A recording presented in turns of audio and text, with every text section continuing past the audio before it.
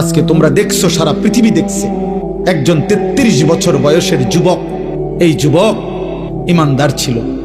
আমার প্রিয় ভাই, আমার কলিজার টুকরা ভাই শহীদ শরীফ উসমান হাদি রাহমাতুল্লাহ আলাই, এই নওজোয়ান ইমানদার নওজোয়ান 5 ওয়াক্ত নামাজ সে পড়ত প্রতিদিন। খোদার কসম, ফজরের নামাজ সে জামাতে পড়ত, ফজরের জন্য বন্ধুদেরকে ডাকতো। ফজরের নামাজ পড়ে তার সংসদীয় এলাকা, যেখান থেকে সে স্বতন্ত্র প্রার্থী হতে চেয়েছে, সেখানে ওয়ার্কিং করত। যেদিন গুলিবিদ্ধ হয়েছে সেদিন তো সে জুমার নামাজ পড়ে আল্লাহকে সেজদা দিয়ে মসজিদ থেকে বাইর হয়েছে। এর কিছুক্ষণের মধ্যেই সে গুলিবিদ্ধ হয়েছে। সে হাফেজে কোরআন ছিল, তার বাবা আলেম ছিলেন, তার বড় ভাই আলেম, সে মাদ্রাসার ছাত্র ছিল, সে আল্লাহকে ভালোবাসতো, পাক্কা ইমানদার ছিল। তার হৃদয়ের সবটায় দেশপ্রেম, মাতৃভূমির 1 ইঞ্চি জমিন, মাতৃভূমির 1 ইঞ্চি জমিনের আজাদি, স্বাধীনতা, সার্বভৌমত্ব সে দিল থেকে চেয়েছিল। তার বক্তব্য এটাই ছিল যে আমি আমার মাতৃভূমির 1 ইঞ্চি জমিন আমি কাউকে নিতে দেব না, নিতে দেব না।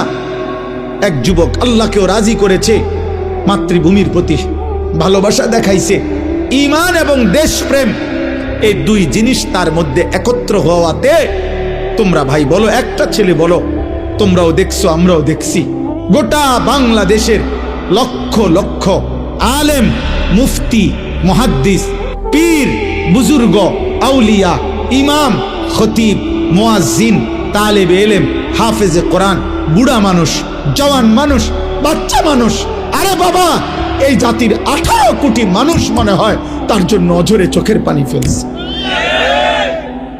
আমি অসংখ্য আলেমের মুখে শুনছি, আমি নিজে বলছি, আমার বুঝ হওয়ার পরে আমি কারো জন্য এতটা কাঁদি নাই। আমি আমার এই নওজোয়ান শহীদ শরীফ উসমান হাদি রাহিমাহুল্লাহ তাআলা, তার জন্য আমার চোখের পানি যেটুকু পড়েছে।